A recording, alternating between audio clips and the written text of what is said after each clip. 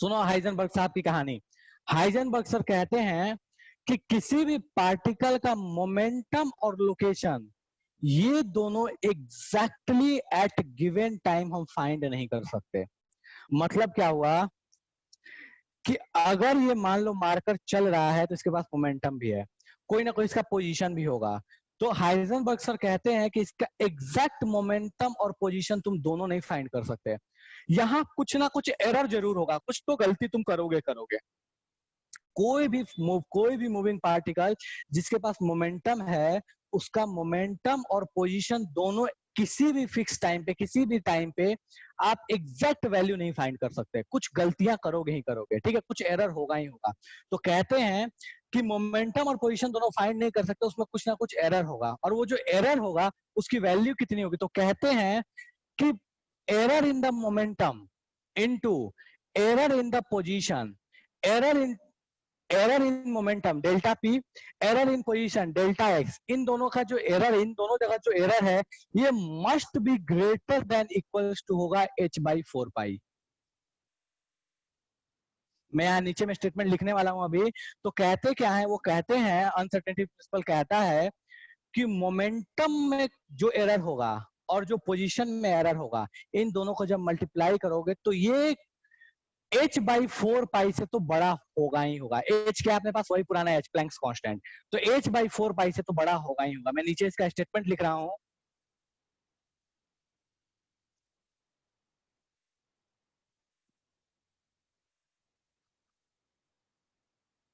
Eight given time it is not possible to find exact momentum or position of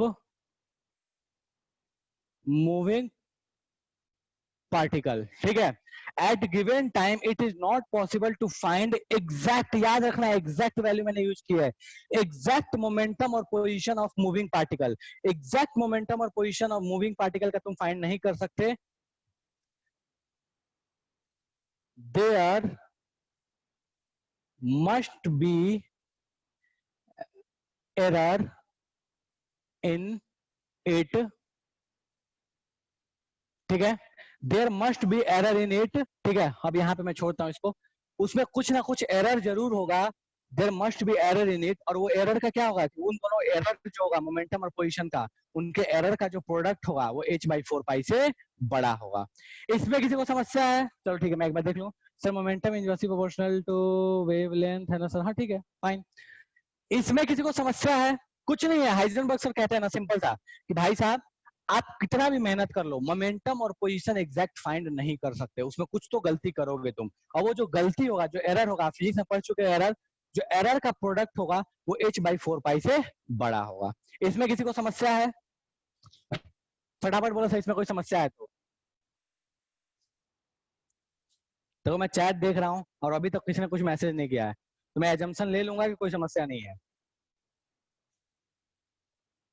कोई समस्या नहीं है,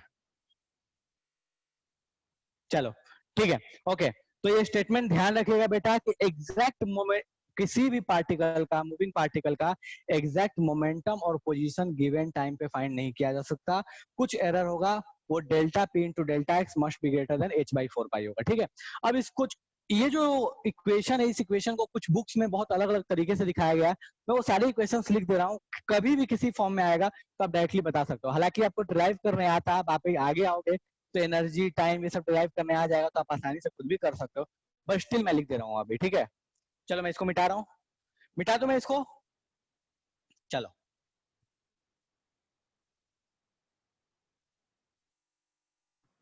sir exams में derivation आता है? क्या हो गया? एग्जाम्स में डेरिवेशन बेटा आता है? जिसके भी डाउट है ना, जो भी जिसके भी डाउट है वो मैसेज। अच्छा एग्जाम में डेरिवेशन आता है, ऐसा पूछना चाहते हो? बेटा जेई नीट वाले डेरिवेशन तो नहीं पूछते, लेकिन हाँ उस डेरिवेशन का कोई भी पार्ट उठा के जरूर आपसे पूछ सकते हैं, उससे रिलेट करके। जैसे मैंने आपको एक क्वेश्चन भी दिखाया था एडवांस का, जैसे आप जो बोर्स मॉडल को जो डिराइव करते हो, उस डेरिवेशन के बीच की चीज है, इलेक्ट्रॉन का मास बदल दिया, कोई भी चीज बदल दिया, वहां से क्वेश्चन आते हैं। इवन नीट ने उस सेम क्वेश्चन को कॉपी भी किया था, सेम क्वेश्चन 2 कॉपी, उसको उठाया यहाँ से कॉपी करके वहां पेस्ट कर दिया, एक डेटा तक चेंज नहीं किया, इतने नालायक हैं। ठीक है, मेहनत थोड़ा सा भी नहीं करते, वो ये भी कोशिश नहीं करते चलो एडवांस में आ गया क्वेश्चन तो थोड़ा डेटा डेटा चेंज कर दे, छोड़ो क्यों करने जाए, सीधे क्वेश्चन को ऐसे ही टाप दो। सर इसलिए बोर्ड्स एडवांस के में क्वेश्चन, हाँ बोर्ड्स में भी आता है डेरिवेशन, बोर्ड्स में तो भर भर के, बोर्ड्स में तो पूरा डेरिवेशन आता है, बोर्ड्स में तो आपके पास डेरिवेशन भर के आता है, बोर्ड्स में अगर न्यूमेरिकल थोड़ा कम हो सकता है लेकिन डेरिवेशन तो भर के आता है। ठीक है, चलो अब अपन इसको लिखते हैं दूसरे दूसरे फॉर्म में। ठीक है, तो ये एक और फॉर्म में लिखा जाता है, वो लिखा जाता है delta E into delta T greater than equals to H by 4 pi, ये भी लिखते हैं। एक और फॉर्म है वो इस तरीके से लिखते हैं, delta phi delta theta greater than H by 4 pi. ये तीनों कहानी एग्जैक्टली सेम ही है। ठीक है, ये एंगुलर के रिस्पेक्ट में है, ये एनर्जी के रिस्पेक्ट में है, और ये आपका ट्रांसलेशनल मोशन के रिस्पेक्ट में, आप फिजिक्स में पढ़े हो गए। ठीक है, ये मेन इक्वेशन है, इनसे ये दोनों डिराइव्ड है, तो आप इसको ध्यान रखना, कभी आ गया तो डायरेक्टली इन दोनों में से टिक्का लगा सकते हो, एग्जाम में पूछा हुआ क्वेश्चन है ये, इन दोनों में से कोई एक इक्वेशन दी, इन तीनों इक्वेशन को दिया हुआ था और वो मल्टीपल चॉइस क्वेश्चन था, और एक और इक्वेशन कोई दी हुई थी। ठीक है, पूछा था कि इन सब में से बताओ कौन कौन से इक्वेशंस वैलिड है, तो ये तीनों ही वैलिड थे। ठीक है, तो ध्यान रखिएगा। एक चीज और भी है जो यहाँ बता देता हूँ आपको, एक नया तरीके का कांस्टेंट यूज होता है, कभी कभी आप बुक में देखोगे उसको, जो अच्छी अच्छी बुक्स आपको दिखेंगी उसमें आपको दिख जाएगा कि वो कांस्टेंट यूज किया जाता है, उसके बारे में थोड़ा सा यहाँ बता देता हूँ। एक कांस्टेंट है जिसको बोलते हैं डिराक कांस्टेंट, कुछ अलग चीज नहीं है, मैं साइड में लिख दे रहा हूँ, डिराक कांस्टेंट। ठीक है, अभी एक साइंटिस्ट है डिराक, इन्हीं के नाम पे दिया गया है डिराक कांस्टेंट।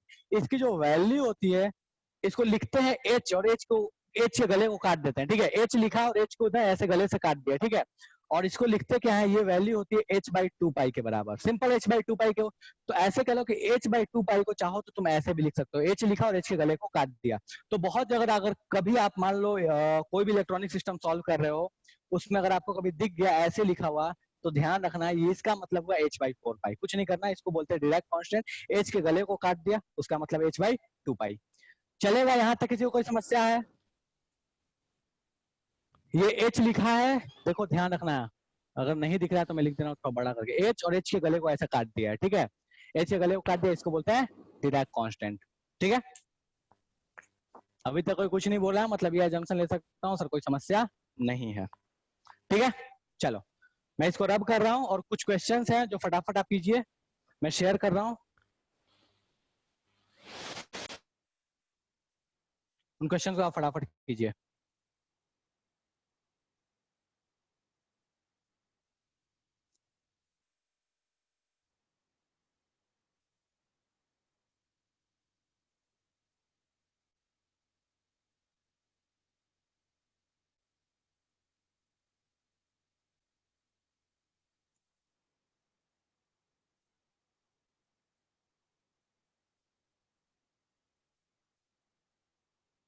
चलो करो इस क्वेश्चन को, पहला क्वेश्चन आपके सामने स्क्रीन पे है, देखिए इस क्वेश्चन को और फटाफट बताइए।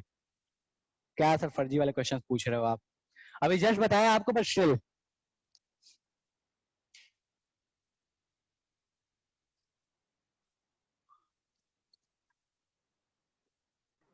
हाँ जी जनता बोलिए, इसमें कोई समस्या है किसी को? Sir D.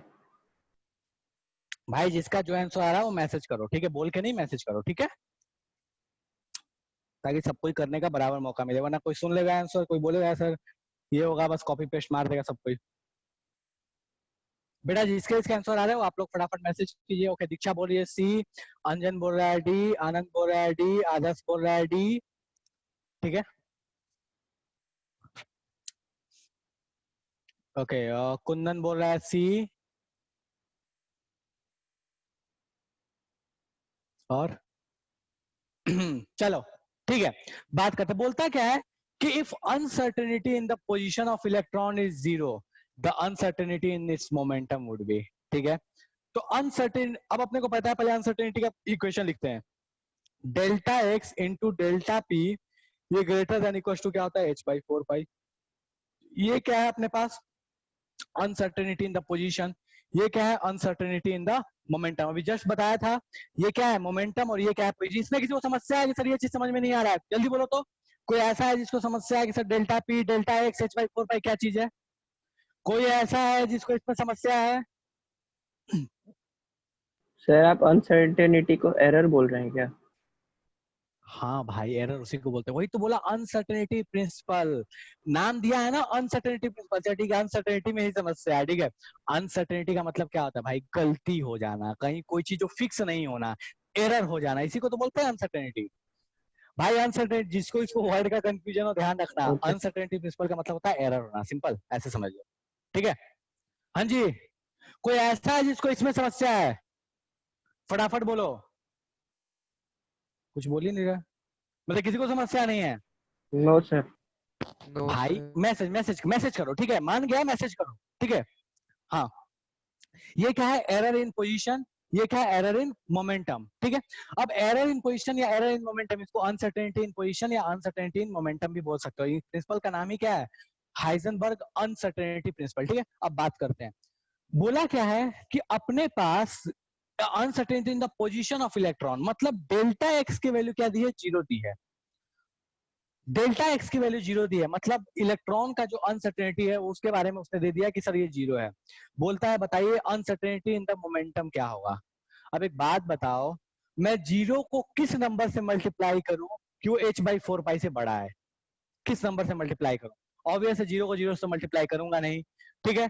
तो ये डेल्टा पी किससे मल्टीप्लाई करूं कि एच बाई फोर पाई से बड़ा है? तो सर जीरो को एक ही नंबर से मल्टीप्लाई करने पे चांसेस है कि वो एच बाई फोर पाई से बड़ा आएगा, दैट इज इनफाइनाइट, ठीक है।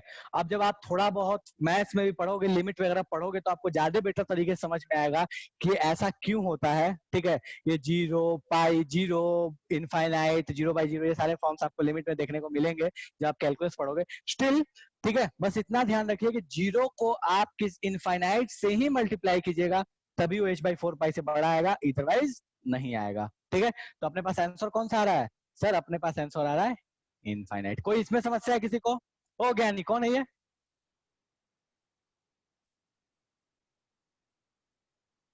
कौन ज्ञान दे रहा था ये अपना? टिक्का लगा के। चलो ठीक है, यहां तक किसी को समस्या है? कोई ऐसा है जिसको ये समझ में नहीं आया? बेटा फटाफट बोलिए, सब समझ में नहीं आया?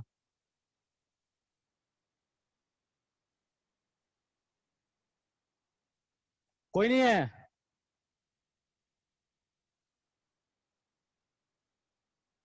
शिवानी बोले सर स्क्रीन ब्लैक आ रहा है, कुछ नहीं दिख रहा। बेटा अभी भी ब्लैक आ रहा है क्या? एक बार चेक करो बेटा, आपका नेट कनेक्टिविटी शायद स्लो हो गया होगा, ठीक है। हाँ ठीक है, इस क्वेश्चन में किसी को समस्या है? नहीं है। चलो सब कोई नहीं बोला है इसमें समस्या, तो मैं जमसन ले लूं कि इसमें कोई समस्या नहीं है। सारी जनता से पूछ रहा हूँ भाई, कोई समस्या है किसी को? अगर किसी को इस कैलकुलेशन में समस्या हो कि सर इनफाइनाइट और जीरो वाला, तो बेटा थोड़ा टाइम दे दो, जब मैथ्स में लिमिट पढ़ोगे तो आपको ज्यादा बेटर तरीके से समझ में आ जाएगा। अभी के लिए फिलहाल ध्यान रखना, ठीक है। तू सोच के देखो ना, जीरो को कोई बहुत बड़े नंबर से मल्टीप्लाई बोल रहा है, जीरो तो छोटा नंबर मल्टीप्लाई हो क्या हो जाता है? जीरो हो जाता है। तो एच पाई फोर पाई से बड़ा हुआ क्या? नहीं हुआ। मतलब जीरो को बहुत किसी बड़े नंबर से मल्टीप्लाई करना पड़ा होगा, ठीक है। वो भी एग्जैक्ट जीरो नहीं, लगभग जीरो को, ठीक है। अब ये आएगा आपके पास आगे। चलो ठीक है, नेक्स्ट क्वेश्चन पे आते हैं।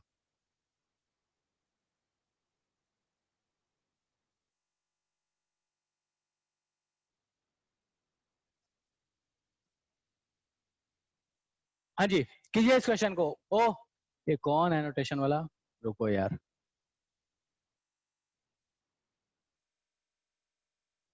मैं फिर से शेयर कर रहा हूँ स्क्रीन, फटाफट करो इस क्वेश्चन को। हाँ करो इस क्वेश्चन को।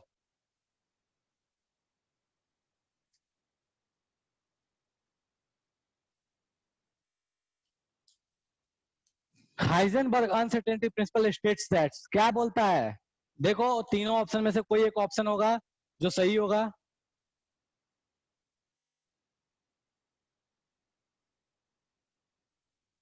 लैंग्वेज आपको पकड़ना पड़ेगा, ध्यान रखिएगा। ओके, राशि बोल रही है सर सी होगा, अंजन बोल रहा है सर बी होगा। देखते हैं।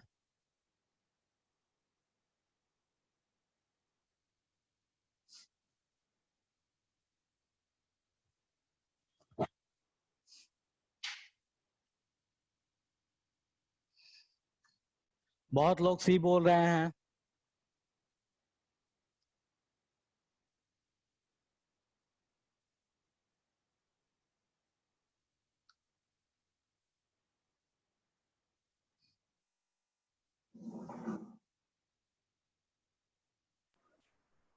सर एग्जिबिट मतलब? एग्जिबिट मतलब दिखाना, ठीक है।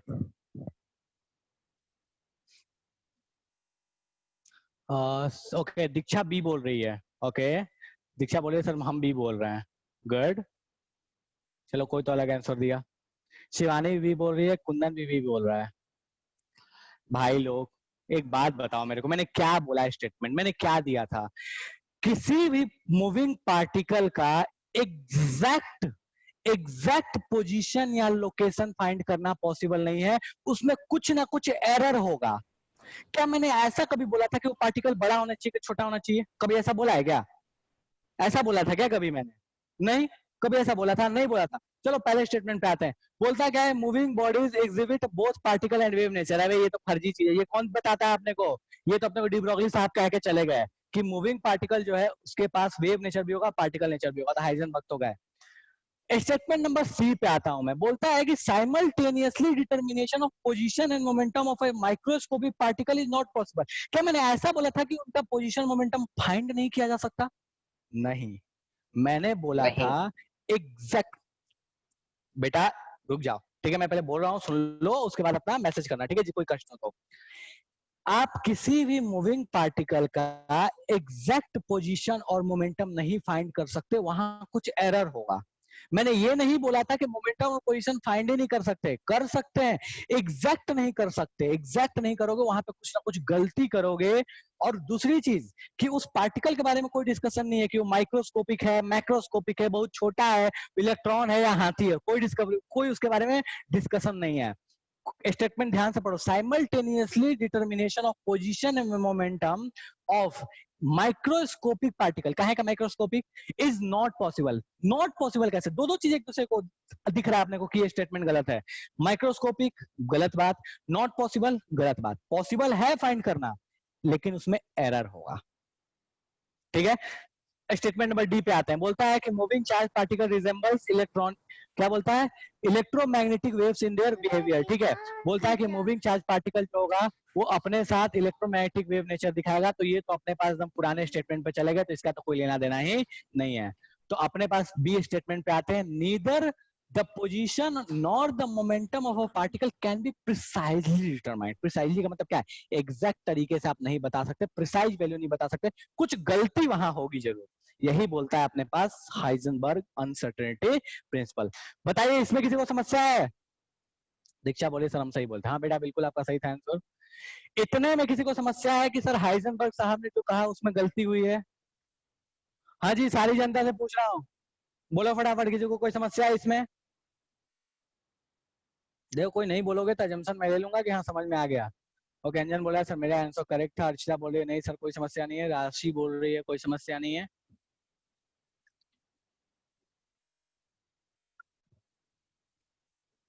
ठीक है, चलो।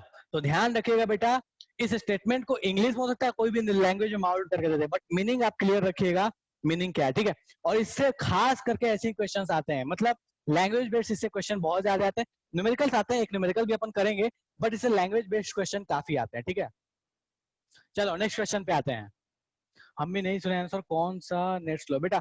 Answer number B, option number B is correct. कैसे करेक्ट है, कौन बोल रहा है? शिवानी, हाँ।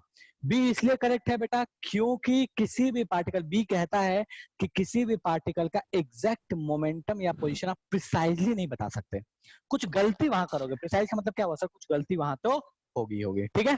चलो नेक्स्ट पे आता हूं मैं। चलो इस क्वेश्चन करो फटाफट। आपको क्या दिया है? अनसर्टेनिटी इन द वेलोसिटी, मतलब क्या दे दिया है? ध्यान रखना क्या दिया है, सोच लो आराम से। मास दिया है आपको और अनसर्टेनिटी इन द पोजीशन दिया है, तीन चीज दी है। वेलोसिटी की अनसर्टेनिटी मतलब डेल्टा वी, मास दिया है आपको, और अनसर्टेनिटी इन द पोजीशन दिया है मतलब डेल्टा एक्स दिया है। अब वेलोसिटी का तो सर अपने को रिलेशन ही नहीं दिख रहा है यहाँ पे, कैसे लिखें? सोचो क्या करना है यहाँ पे, थोड़ा दिमाग लगाओ। हाँ जी बताओ क्या किया जाए, कैसे किया जाए?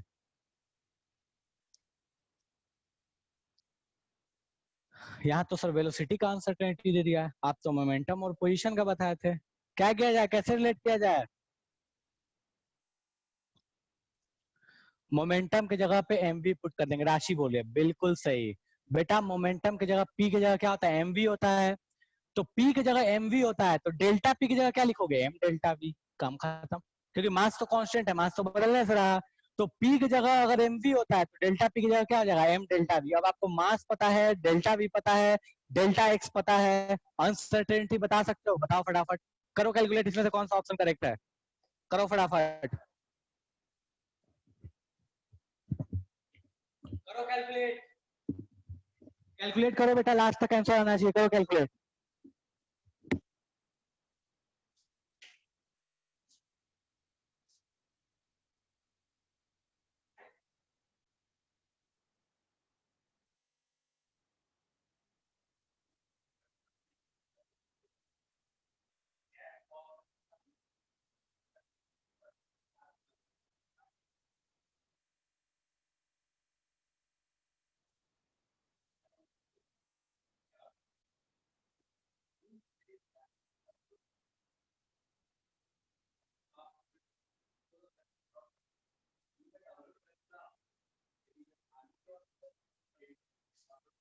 हाँ जी, हो गया सॉल्व।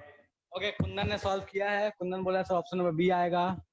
ओके, और सिद्धांत बोला है सर ए मेरा आ रहा है, दैट इज करेक्ट, ठीक है। तो सिद्धांत बोला है सर मेरा ऑप्शन ए आ रहा है। क्या कर रहा है, बस मैथमेटिकल कैलकुलेशन है भाई, इसमें भी समस्या हो रही है, ये तो गलत बात है। आदर्श बोल रहा है सर ए आ रहा है, देखते हैं किसका किसका क्या क्या आंसर आता है। अर्चिता बोल रही है सर ए आ रहा है, राशि बोल रही है सर ए आ रहा है।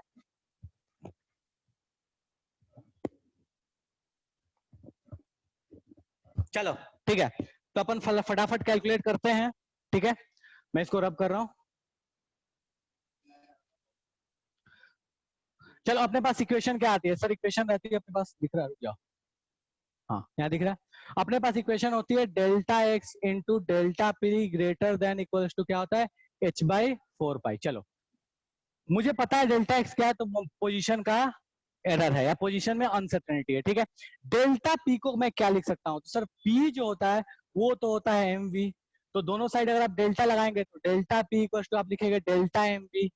अब चूंकि अपने को पता है कि डेल्टा एम वी को अपन एम इंटू डेल्टा वी भी लिख सकते हैं। क्यों लिख सकते हैं एम इंटू डेल्टा वी, इसलिए लिख सकते हैं सर क्योंकि मास जो अपने पास फिक्स है। अगर आप न्यूटन लॉ ऑफ मोशन पढ़े होते तो आपको ध्यान होता कि भाई साहब मास भी कभी कभी वेरिएबल होता है, बट ठीक उस पर नहीं जा रहे हैं, इस केस में तो अपने पास मास फिक्स है, ठीक है। तो ऐसे भी तुम ध्यान करो, अगर आपको याद हो फोर्स का डेरिवेशन क्लास 9th का, तो वहां पे भी delta P by delta T क्या लिखते थे, M delta V by delta T, ठीक है। और M delta V by delta T को क्या बोलते थे sir, delta V by delta T, इसका मतलब क्या है, ए है, एक्सेलरेशन है, ठीक है। तो अपन यहाँ लिख सकते हैं delta P equals to M delta V. तो मैं यहाँ पे थोड़ा सा चेंज कर रहा हूँ, ये लिख सकता हूँ M delta we greater than H by 4 pi. अब सबकी वैल्यूज पुट करो। अब आपसे पूछा क्या है, पूछा क्या था कि कितना होगा अनसर्टेनिटी इन द पोजीशन, ये पूछा है ना। तो आप नहीं दिया है, calculate uncertainty in the velocity of the cricket ball, ठीक है, ये पूछा है आपसे, डेल्टा वी पूछा है। तो डेल्टा वी की वैल्यू क्या हो जाएगी sir, delta we greater than equal to होगा h by 4 pi into m into delta x. अब इन सबकी वैल्यूज पुट करो। हाँ, एक कष्ट है कि जो यहाँ पे डेल्टा एक्स आपको दिया हुआ है वो 1 एंगस्ट्रॉम दिया है, तो बेटा मैंने आपको एंगस्ट्रॉम से मीटर में कन्वर्ट करना सिखा दिया है। 1 एंगस्ट्रॉम इक्वल टू होता है 10⁻⁻10 मीटर। तो मैं यहाँ पे सबका वैल्यू पुट करता हूँ, ये कितना हो गया, तो सर 6.6 इंटू 10⁻⁻34, ये अपने को दिया हुआ है 10⁻⁻10 मीटर। अगर मीटर के रिस्पेक्ट में बात करें, मास आपको दिया हुआ है, मास कितना दिया हुआ है सर, 150 ग्राम। तो 150 ग्राम जो दिया है आप उसको क्या लिख सकते हो, 150 इंटू 10⁻³ kg, क्योंकि अपने को पता है एसआई यूनिट में पुट करना है। ये भाई साहब किस में होगा, तो सर मीटर में होगा। ये भाई साहब किस में होगा, तो जूल सेकंड में होगा, ठीक है। 4 पाई की वैल्यू पुट कर सकते हो, 4 इंटू 3.14। तो ये सारी वैल्यूज पुट करके देखो क्या रेंज आता है, जो भी आंसर आया वो करेक्ट हो जाएगा, ठीक है। 10 3 13 4, ठीक है। तो कुछ ना कुछ इसके आसपास, हाँ मेरे को भी लगता है option number A is more correct, ठीक है। Option number A is more correct, ठीक है। तो आप एक बार कर लो, ट्राई करके देख लेना क्या आंसर आता है, ओके। बेटा कैलकुलेशन ये सारी वैल्यू पुट करो, ऑप्शन नंबर ए आना चाहिए, ठीक है।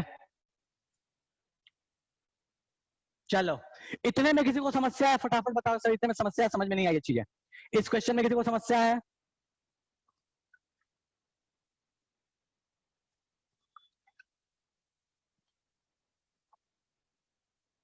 नहीं सर, राशि बोले नहीं सर, यहां तक तो कोई समस्या नहीं है। ठीक है, तो अपन पढ़ चुके दो लोग, दो ज्ञानी महापुरुष महापंडित, जिन्होंने अपने को क्वांटम मैकेनिकल मॉडल के बारे में बताया। अच्छा, बहुत लोग ये सोचते होंगे सर क्वांटम वर्ड कैसे आया है, क्वांटम का मतलब क्या है? तो बेटा याद करो, जब प्लैंक साहब की मैंने कहानी बताई थी, उन्होंने ही पहला वर्ड यूज किया था क्वांटा। क्वांटा किसको बोलते थे? पैकेट ऑफ एनर्जी को। क्वांटम मैकेनिकल मॉडल क्यों बोला जाता है? क्वांटम मैकेनिकल मॉडल इसलिए बोला जाता है क्योंकि यहाँ जो इलेक्ट्रॉन है, उस इलेक्ट्रॉन में वही क्वांटा वाली प्रॉपर्टी ली जाती है। कौन सी प्रॉपर्टी सर? पार्टिकल भी है और वेव भी है। डी ब्रॉगली साहब के हिसाब से वेव आ चुका है, पार्टिकल नेचर तो अपन देख ही चुके हैं, मोमेंटम, वेलोसिटी, ये सारा चीज हम रिलेट करें। एक जस्ट मिनट, तो ये सारी चीजें हम रिलेट कर ही रहे हैं, इसीलिए हम इस मॉडल को बोलते हैं क्वांटम मैकेनिकल मॉडल। मैकेनिकल बोलने का रीजन यही है क्योंकि अपने को पता है कि यहाँ पे मैकेनिकल टर्म्स अपन यूज करते हैं। ठीक है, चलो अब आते हैं अपन नेक्स्ट थिंग। ठीक है, इसको मैं हटाता हूं।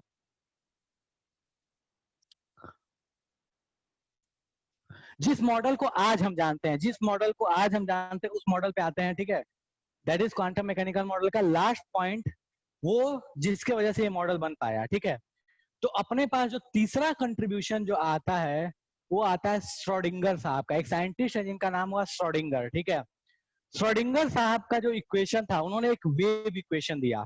अब ये इक्वेशन ऐसी है, मैं यहाँ पे दिखा रहा हूँ आपको ये इक्वेशन कैसी है। चलो वहां पे आपको मैं बना, वहां पे आपको एकदम बिल्कुल फॉर्मेटेड इक्वेशन दिख जाएगी। वो जो इक्वेशन थी, उस इक्वेशन के वजह से हमारा जितना भी कष्ट था वेव के रिगार्डिंग, कि वेव है तो कैसे घूमता होगा, क्या होता होगा, उसकी एनर्जी क्या होती होगी, उसका पोजीशन क्या होता होगा, ये सारी समस्याओं का समाधान हो गया। तो अपने पास जो मेजर कंट्रीब्यूशन आया इस मॉडल को बनाने में, वो थे श्रोडिंगर साहब। ठीक है, तो तीसरा जो कंट्रीब्यूशन आता है,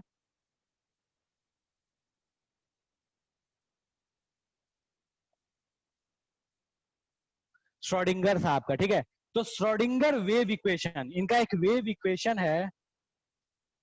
ये वेव इक्वेशन ही ऐसा था जिसने इस सारी समस्या का निदान कर दिया, और उस वेव इक्वेशन से हमें मॉडल के बारे में सब कुछ पता चल गया। उस वेव इक्वेशन को मैं आपके साथ शेयर कर रहा हूँ, देख के परेशान मत होना। उसमें आपको कितनी काम की चीजें मैं बता दूंगा, बट हाँ आपको जानना जरूरी है कोई वेव इक्वेशन था कैसा, तो मैं आपको शेयर कर रहा हूँ। देख के हो सकता है बिल्कुल दूसरे प्लैनेट की चीज हो, बट स्टिल मैं सेव कर रहा हूँ, मैं उसको शेयर करता हूँ आपके साथ। ठीक है, चलो देखो उसको फटाफट, और उसको देख के दिल से मत लगाना सर पता नहीं ये क्या भारी मतलब क्या ये छोटी मोटी इक्वेशन आप हमको दिखा रहे हैं, ये सब तो सर हम ऐसे हवा में बात करते हैं। ठीक है, चलो तो ये रहा आपका श्रोडिंगर साहब का वेव इक्वेशन। देखो इस इक्वेशन को प्रेम से, ठीक है, हड़बड़ाना नहीं, आराम से देखना। मैं मानता हूं कि इसमें आपको 99.9% चीजें ऐसी होंगी जो हो सकता है समझ में नहीं आती होंगी, पता नहीं क्या ही लिखा हुआ है। ठीक है, तो इससे आपको लेना देना भी नहीं है क्या लिखा है नहीं लिखा है, पर इसको देख लो। ठीक है, इसका स्क्रीनशॉट ले लो, अपने पास रख लेना। गूगल करोगे तो गूगल पे भी आपको ये आसानी से मिल जाएगा, कोई बहुत बड़ी समस्या नहीं है। कुछ इसमें जो समझने वाली चीज है उसके बारे में बताऊंगा, बट इस प्रेम से इस इक्वेशन को देख लो। और इस इक्वेशन के सॉल्यूशन के बारे में गलती से भी मत सोचना। जब आप जो लोग मतलब इस वेव थ्योरी में, क्वांटम थ्योरी में जो लोग जब पीएचडी करने जाते हैं, तब जाके इन इक्वेशंस को सॉल्व करते हैं। तो इसको सॉल्व करने के बारे में बिल्कुल मत सोचना, बस पॉइंट इतनी से कि आप देख लो कि ये होता क्या है। ठीक है, बोलो बेटा। ये त्रिशूल क्या है? मैं बता रहा हूँ, सबके बारे में बता रहा हूँ। ठीक है, बस देखो इसको भी आराम से, अभी बस प्रेम से देख लो इसको एक राउंड। मैं सबके बारे में बता रहा हूँ कि ये चीजें क्या क्या है।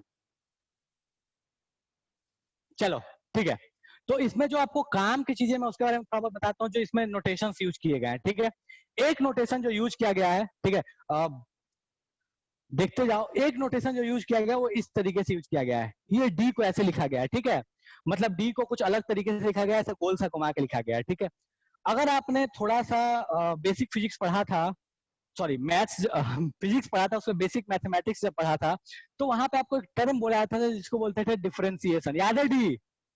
पढ़े थे कभी ये डी? अरे बोलो हाँ या ना, कि सर पढ़े या नहीं पढ़े? हाँ हाँ सर पढ़े तो है, डी तो पढ़े थे सर अपने। ठीक है, तो बेटा वो होता था डिफरेंशिएशन। ठीक है, इसको बोलते हैं कंप्लीट डिफरेंशिएशन। ये जो ऐसे वाला जो डी दिखता है तो स्टाइल में लिखा हुआ है बिल्कुल, ठीक है। इस स्टाइलिश डी को बोलते हैं पार्शियल डिफरेंशिएशन, ठीक है। तो जहां जहां आपको ऐसे वाला डी दिख रहा है उसको बोलते हैं पार्शियल डिफरेंशिएशन। अब पार्शियल डिफरेंशिएशन क्या होता है, इसकी इंपॉर्टेंस क्या है, वो आप बाद में पढ़ोगे, अभी उसके बारे में कोई डिस्कशन नहीं है। इवन आपके 12th क्लास में बहुत नाम की चीजें आती है, बहुत नाम का आता है पार्शियल, बट स्टिल तो इतना तो जान गए कि ये होता क्या है। मतलब यहाँ तो ऐसी कहानी है ना, सर लेटर्स ही समझ में आया कि लेटर्स क्या है, ठीक है। तो ये हो गया आपके पास पार्शियल डिफरेंशिएशन, ठीक है। पी जहां जहां यूज किया गया, पी क्या होता है, पी होता है सिंपली मोमेंटम। तो पी को लेकर दिल से मत लगाना, पी इज सिंपली मोमेंटम, ठीक है। एक सिंबल जो यहाँ बहुत स्टाइलिश यूज किया गया है वो इस तरीके से यूज किया गया है, जो भी पूछ रहे थे, दैट इज त्रिशूल, ठीक है। ये त्रिशूल टाइप का क्या चीज है, ठीक है। इस त्रिशूल टाइप के सिंबल को बोलते हैं वेव फंक्शन, ठीक है। इसको बोलते हैं सिंपली अपन वेव फंक्शन। जो वेव बनता है, जो इलेक्ट्रॉनिक वेव बनती है, उसका फंक्शन है ये। अब फंक्शन के बारे में मैं थोड़ा बहुत फंक्शन समझते होंगे, तो इसको बोलते हैं अपन वेव फंक्शन, ठीक है। एक और भी यहाँ पे टर्म यूज किया गया है, वो ई लिखा हुआ है, ठीक है। अब ये ई जो होता है वो आप फिलहाल के लिए समझ लो ई यूज किया गया है एनर्जी के रिस्पेक्ट में, ठीक है। सॉरी, ठीक है। जो यहाँ पे ई यूज किया गया वो यूज किया गया एनर्जी के रिस्पेक्ट में, ठीक है। तो ध्यान रखिएगा, this is partial differentiation, this is work, this is wave function, this is simply energy, ठीक है। एच अगर कहीं आपको यूज किया हुआ दिख रहा है इसमें, इस वाले में इक्वेशन में एच, अच्छा एच को तो हटा दिया था ना, ठीक है। ये आपको मैंने ऑलरेडी बता दिया, इसको बोलते हैं डिराक कांस्टेंट, ठीक है। तो ये सारी कहानी है आपके पास कांस्टेंट से रिलेटेड। मतलब इस इक्वेशन को पढ़ने के लिए जो एबीसीडी चाहिए थी, वो एबीसीडी मैंने आपको बता दी किसको क्या बोलते हैं। This is partial differentiation, this is wave function, this is energy, आपके लिए बाद में कुछ और बन जाएगा ये, ठीक है। और दिस इज डिराक कांस्टेंट, ठीक है। मैं इस इक्वेशन को सर ये सारी चीज को मैथ्स और फिजिक्स में पढ़ना है, लेकिन आया केमिस्ट्री में। बेटा साइंस कभी अलग थी ही नहीं, मैथ्स फिजिक्स केमिस्ट्री कभी अलग थी नहीं। कहाँ अलग है भाई, कभी अलग है क्या, नहीं है। सबका है, सबको एक दूसरे का यूज पड़ता है, और मैथ्स का तो यूज सब जगह है। बाबा न्यूटन तो सब जगह रिसर्च करते हैं, उनका तो फिजिक्स में भी मिलेगा, केमिस्ट्री में भी मिलेगा, मैथ्स में भी मिलेगा, बायो में भी मिलेगा उनका रिसर्च, ठीक है। तो ये मत सोचा करो कि सर वहां फिजिक्स का यहाँ कैसे आ गया, ठीक है। चलो ओके। तो ये हाथ नहीं बेटा, ये कोई तो बोल रहा है, आदर्श बोला सर आपने इक्वेशन सॉल्व किए, नहीं बेटा बिल्कुल नहीं। मतलब ऐसी गलतियां बिल्कुल नहीं अपन कर सकते, ठीक है। ये पीएचडी वाले जो होते हैं वो इस पर रिसर्च करते हैं, ठीक है। तो ये मतलब मैक्सवेल साहब के मित्र काइंड ऑफ आदमी थे ये, कि जैसा मैक्सवेल साहब का इक्वेशन समझने में लोगों को जन्म बीत जाता है, कुछ कुछ काइंड ऑफ इक्वेशन ये भी है, ठीक है। इसके रिजल्ट्स के बारे में अपने को पढ़ना है, वो रिजल्ट्स पे अपन आएंगे, ठीक है। चलो इसको मैं शॉर्ट करके एक इक्वेशन बताता हूँ, जो इक्वेशन आपको ध्यान रखनी है, ठीक है। बिल्कुल इसका शॉर्ट फॉर्म में आपको दिखा दे रहा हूँ, इसका स्क्रीनशॉट लेकिन आप लोग ले लेना, ठीक है। नहीं, इससे जेई में क्वेश्चन नहीं आता, ठीक है। ऐसा इस इक्वेशन से नहीं आता। जिस इक्वेशन से आता है उस इक्वेशन को मैं आपको दिखा दे रहा हूँ। इसको शॉर्ट फॉर्म में जो बताया गया है, ये एक्सपेंडेड फॉर्म है, ठीक है। बस आपको एक आइडिया के लिए मैंने बता दिया कि देखो उस आदमी ने क्या किया था। ये आपका श्रोडिंगर वेव इक्वेशन का शॉर्ट फॉर्म, ठीक है। तो इसको आप लोग ध्यान रखिएगा, ठीक है। जो ये आपको दिख रहा है आपके स्क्रीन पर, एक उल्टा डी, एक उल्टा ट्रायंगल बना हुआ है, इसको बोलते हैं डेल्टा। ये पार्शियल, ये कंप्लीट पार्शियल डिफरेंशिएशन के लिए यूज करते हैं, जो लैपलेस इक्वेशन से बन के आती है। कुछ नहीं है, दिमाग नहीं मारना, बस ध्यान रखना कि ऐसा कोई चीज होता है, ठीक है। यहाँ नीचे में यहाँ पे नीचे में एक टर्म यूज किया गया है, ऐसे लिखा गया है, टोपा पहनाया गया है, इसको बोलते हैं हैमिल्टन ऑपरेटर। Hamilton operator. तो इस इक्वेशन का आप फोटो ले लीजिए, और ये काम का है, इसको थोड़ा सा ध्यान रखिएगा, ठीक है। इसको बोलते हैं अपन हैमिल्टन ऑपरेटर, जो एच के ऊपर लिखा गया, एच के ऊपर ऐसे टोपा पहनाया गया है, ठीक है। इतने में किसी को समस्या, ये इक्वेशन तो देख के सर ऐसा लग रहा है कि कुछ तो मतलब ठीक ठाक है, पिछला वाला देख के तो लग रहा था सर टॉर्चर हो गया। हाँ जी, ये क्लियर ये है। इक्वेशन साइंटिस्ट क्या हो डिस्कवर गया कर चुके इस हैं। नहीं, बिल्कुल नहीं कर सकते हो। इसी इक्वेशन का वो एक्सपेंडेड फॉर्म है भाई मेरे। इस इक्वेशन को जो ये डेल्टा, इस डेल्टा को जब एक्सपेंड करते हो, ये जो उल्टा डेल्टा लिखा गया ना, इस पार्शियल डिफरेंशिएशन को जब एक्सपैंड करते हैं तो आपको पुराने वाली इक्वेशन बन जाती है, जो आप इसे जस्ट पहले देखे थे, ठीक है। इसको शॉर्ट फॉर्म में आपके लिए बता दिया गया, तो इस शॉर्ट फॉर्म में ध्यान रखना। अगर कुछ नहीं ध्यान रहे तो कम से कम ये तो जरूर ध्यान रखना, ये जो आपको लास्ट में दिया गया है ना, ई इंटू वो जो त्रिशूल वाली चीज दी है, wave function, E into wave function equals to Hamilton operator into wave function. ये जो सेकंड इक्वेशन दी है इसको ध्यान रखना, ये सबसे शॉर्टेस्ट फॉर्म है। इसको एक्सपेंड करके पहला वाला बना, और उसको एक्सपेंड करके जो पिछला वाला देखा था वो बन गया था। चलो यहाँ तक किसी को कोई समस्या है, बस इसको ध्यान रखना, इसके इंपॉर्टेंस क्या है, इससे क्वेश्चंस कहाँ से आते हैं वो अपन आएंगे। बट यहाँ तक किसी को समस्या है तो फटाफट बोलो सर समस्या समझ में नहीं आया। कोई ऐसा है जिसको इसमें समस्या है? ओके, और सिद्धांत बोला सर जेई में इससे हम कोई क्वेश्चन नहीं आता है ना, तो सर वेव फंक्शन दोनों साइड में कैंसिल नहीं होगा। नहीं बेटा, वो देखो वो ऐसा वाला वेव फंक्शन नहीं है जैसे होता है ना साइन थीटा अपन साइन फाई दे दे तो बोलोगे सर साइन साइन को कैंसिल कर दो, तो ऐसी वाली कहानी है ये, ठीक है, आप कैंसिल नहीं कर सकते, ठीक है। हाँ सर कैंसिल करते हैं सर, ऐसे साइन थी ऐसे दे दिया ना, ऊपर में साइन थीटा अपन नीचे में साइन फाई दे दिया, तो बोलोगे सर साइन साइन हटा दो थीटा बाई फाई हो गया, ऐसे थोड़ी होता है। ठीक है, वो ऑपरेटर के साथ है ना, ऑपरेटर के साथ है मतलब उसके अंदर का वो फंक्शन है, वो दिखाने के लिए बस ऐसे बना दिया है एकदम आसान सा, लगता है कि बस ठीक है क्या ही है, ये तो बच्चा वाला चीज है। ठीक है, इसको लेके दिल से मत लगाना, अपन इसके रिजल्ट्स पे आते हैं कि भाई साहब कहना क्या चाहते थे। ठीक है, तो मैं बात करता हूँ, मैं इसको हटा रहा हूँ, स्क्रीनशॉट आप लोग ले लीजिएगा बेटा सब कोई, ठीक है। वैसे नोट्स में भी आपको ये मिल जाएगा, बट मैं इसको हटा रहा हूँ और अपन काम की बात पे आते हैं। ठीक है, चलो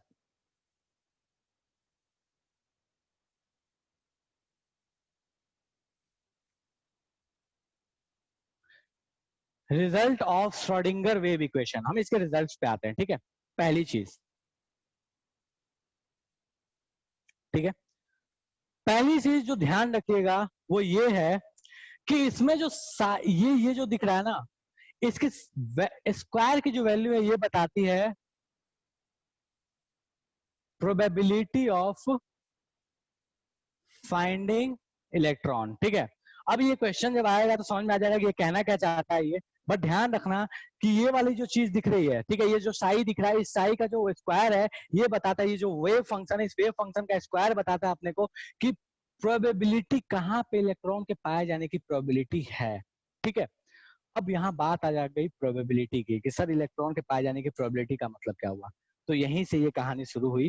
अब यहाँ पे वापस मैं एक बार फिर से आता हूँ इस प्रोबेबिलिटी वाली चीज पे। देखो हाइजेनबर्ग सर क्या बोले थे कि भाई साहब किसी भी मूविंग पार्टिकल का एग्जैक्ट लोकेशन या मोमेंटम फाइंड करना पॉसिबल नहीं है। ठीक है, उसका यूज यहाँ किया गया, कैसे यूज किया गया कि किसी भी एटम में जो इलेक्ट्रॉन घूम रहा है तुम उसका एग्जैक्ट पोजीशन बता ही नहीं सकते वो कहाँ है, तुम बस बता सकते हो कि यहाँ होने की संभावना इतनी है, हो सकता है कि यहाँ होगा, है या नहीं है ये जो बनाया है वही जानता और कोई नहीं जानता, क्योंकि किसी ने आज तक इलेक्ट्रॉन को देखा नहीं है।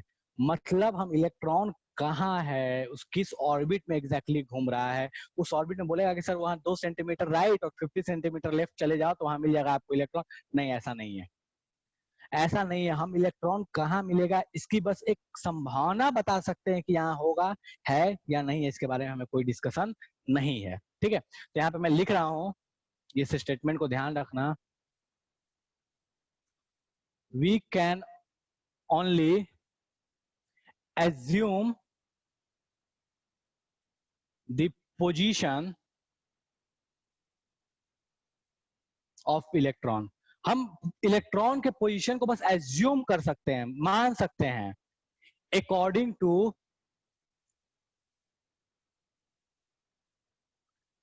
To probability of finding it at given position. मतलब इलेक्ट्रॉन कहीं भी मिलेगा, कहां मिलेगा वो उसके प्रोबेबिलिटी के हिसाब से हम एक एजम्पशन दे सकते हैं कि यहां इलेक्ट्रॉन मिल सकता है। एक चीज इस इक्वेशन के बारे में पहले क्लियर कर दूं, ठीक है, जो लोग इस इक्वेशन को देख के डर रहे होगे कि सर पता नहीं भारी भरकम सा चीज है, स्टेटमेंट्स क्या है, एक बात याद रखो, ये पूरे चैप्टर का सबसे इजीएस्ट पार्ट है।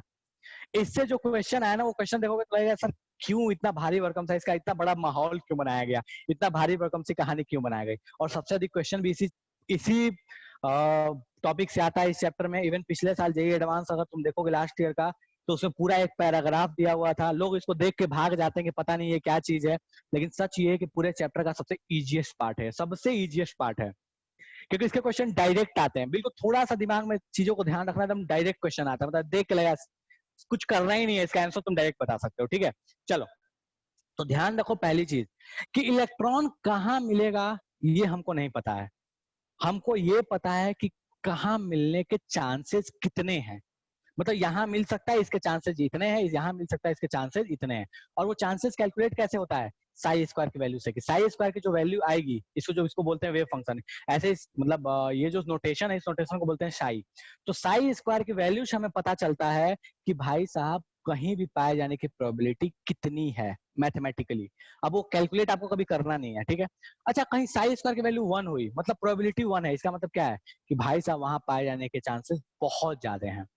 और कहीं मान लो साई स्क्वायर की वैल्यू 0 आ रही है, मतलब क्या हुआ कि वहां पाए जाने के चांसेस बिल्कुल शून्य है, बिल्कुल नहीं है, ठीक है। तो मैं यहाँ लिख रहा हूँ, सर वेव फंक्शन का कोई वैल्यू है? नहीं कोई वैल्यू नहीं है। वो तुम दिमाग मत लगा रहा है कि सर इसका कोई वैल्यू है क्या, इसको किसी वैल्यू से अपन बनाएंगे क्या, कोई जैसा अपने पास फंक्शन पढ़ते हैं, जैसे मैथ्स में फंक्शन पढ़ते हैं वैसे फंक्शन लगा के सॉल्व करेंगे क्या, बिल्कुल नहीं।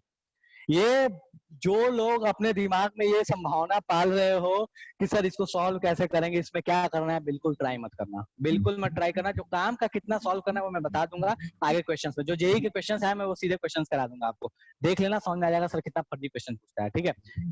हाँ, सर तो प्रोबेबिलिटी निकलेगा if, कैसे? क्या कोई वैल्यू नहीं है तो प्रोबेबिलिटी कैसे निकलेगा? निकलेगा मैं बताऊंगा भाई, संयम रख ले, क्वेश्चन आने दे, ठीक है। If psi square equals to 1, maximum 100%। Probability of finding electron, ठीक है, फाइंडिंग इलेक्ट्रॉन देयर। मतलब अगर साई स्क्वायर की वैल्यू 1 है तो आप ये कह सकते हो कि वहां पे इलेक्ट्रॉन के पाए जाने की प्रोबेबिलिटी बहुत ज्यादा है, ठीक है। और अगर साई स्क्वायर की वैल्यू 0 है, minimum probability of finding electron there, ठीक है।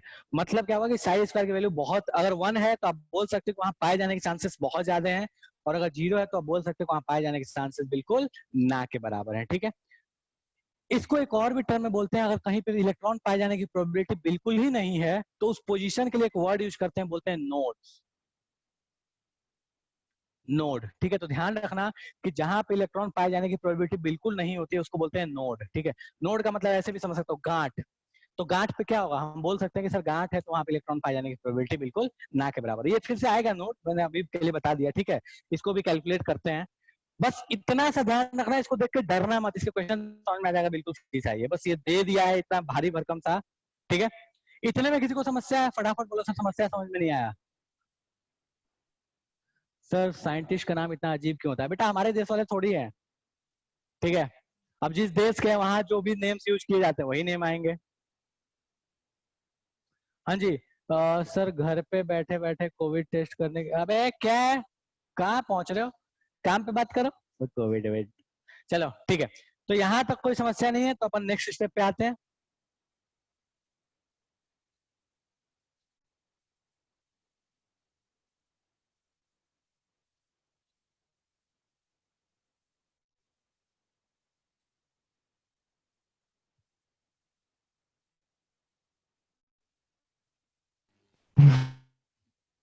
चलो साई स्क्वायर के बारे में थोड़ा सा डिस्कशन कर लिया, ठीक है। नेक्स्ट पॉइंट पे आते हैं। By using this equation some quantum numbers were derived. इस इक्वेशन को यूज करके कुछ क्वांटम नंबर को डिराइव किया गया था। अब ये क्वांटम नंबर क्या चीज है उसके बारे में मैं बता रहा हूँ, फर्जी सा बिल्कुल कहानी है। अपने पास 4 तरह के क्वांटम नंबर्स बताए गए हैं, ठीक है। तो मैं उसको लिखते जा रहा हूँ, यहाँ पे ध्यान देना। और वो क्वांटम नंबर्स क्या होते हैं, तो क्वांटम नंबर कुछ नहीं है, इलेक्ट्रॉन को बताने का एक एड्रेस है, ठीक है। इलेक्ट्रॉन कहाँ है ये कैसे पता करेंगे, उसको बताने के लिए जिस एड्रेस का यूज किया जाता है, जिस नंबर का यूज किया जाता है, ऐसे समझ लो जैसे हमारा पिन कोड होता है ना, तो हमारा एक पिन कोड होता है, तो हमारे पास पिन कोड से, अब पिन कोड से तो हमारे घर कोई चीज पहुंच नहीं जाती, तो पिन कोड के साथ साथ हमको मोहल्ला देना पड़ता है, हमको हाउस नंबर देना पड़ता है। तो उसी तरीके की कहानी ये क्वांटम नंबर्स है। 4 तरीके के क्वांटम नंबर्स हैं, ये चारों समय पता चलता है कि इलेक्ट्रॉन के कहाँ पाए जाने की संभावना ज्यादा है, ठीक है। बस इतना पता चलता है, होगा कि नहीं होगा वो तो हमको पता ही नहीं है, ठीक है। चलो, तो 4 क्वांटम नंबर्स यहाँ से आए, उन 4 क्वांटम नंबर्स के बारे में मैं लिख देता हूँ, और फिर नेक्स्ट क्लास में अपन बात करेंगे कि चारों क्वांटम नंबर्स होते क्या है। पहला क्वांटम नंबर है जिसको बोलते हैं प्रिंसिपल क्वांटम नंबर। ठीक है। सेकेंड क्वांटम नंबर है जिसको बोलते हैं एजीमुथल क्वांटम नंबर। थर्ड है जिसको बोलते हैं मैग्नेटिक क्वांटम नंबर। और फोर्थ है जिसको बोलते हैं स्पिन क्वांटम नंबर। अब ये आपके काम की चीज, इनको ध्यान रखना, ठीक है। प्रिंसिपल, एजीमुथल, मैग्नेटिक और स्पिन, इनको डिनोट कैसे करते हैं तो मैं यहाँ बगल में सबका लिख दे रहा हूँ। इसको एन से डिनोट करते हैं, इसको एल से डिनोट करते हैं, इसको एम, सॉरी बस इसको बहुत जगह हो तो एम लिख देगा, और इसको डिनोट करते हैं एम एस से डिनोट करते हैं, ठीक है। इसको एम लिखता है बहुत जगह, एम एस लिखेगा, तो ध्यान रखिएगा इसको एम एस भी लिखता है या एस भी लिखता है, ओनली एस भी लिखता है और एस भी लिखता है, ठीक है। तो एम एस या एस लिखेगा तो समझ लेना किसके बारे में, स्पिन क्वांटम नंबर। अब ये होते क्या है, इनकी इंपॉर्टेंस क्या है, इस पे अपन अगली क्लास में चर्चा करेंगे। आई नो कि आज कुछ चीजें ऐसी हैं जो हो सकता है देख के टॉर्चर हो गए होगे, तो पता नहीं ये क्या चीज है, क्या समस्या है, लेकिन बात मानो ये सबसे आसान पार्ट है, क्वेश्चंस बहुत आसान आते हैं, ठीक है। बस देख के डर लगता है कि पता नहीं ये क्या चीज पढ़ा दिया मास्टर ने। सर इन्हीं चारों से पता चलेगा कितने चांसेस है? हाँ बिल्कुल, इन्हीं चारों से पता चलेगा कि इलेक्ट्रॉन आपके पास कहाँ पे है, ठीक है। कितने चांसेस है, क्या है, इन चारों से आपके लिए इतना बहुत बहुत ज्यादा है, ठीक है। यही चारों के बारे में आपके पास, इन्हीं चारों को बताने के लिए आपको वेव इक्वेशन बतानी पड़ गई कि वो आया कहाँ से, कौन सी वेव इक्वेशन है जिसने इन चारों को डिराइव किया, ठीक है। और यहीं से आपका वो सारा कहानी, अगर आप बचपन में एसपीडीएफ कॉन्फ़िगरेशन पढ़े थे तो एसपीडीएफ की कहानी यहीं से आती है, ठीक है। चलो ठीक है, तो सर आज की सभा, हाँ एसपीडीएफ कब पढ़ेंगे? एसपीडीएफ बस अब ये समझ लेंगे तो एसपीडीएफ समझ लेंगे, इसी में आएगा एजीमुथल क्वांटम नंबर, वही होता है एसपीडीएफ, एसपीडीएफ जी सब इसी में कहानी में आ जाता है, ठीक है।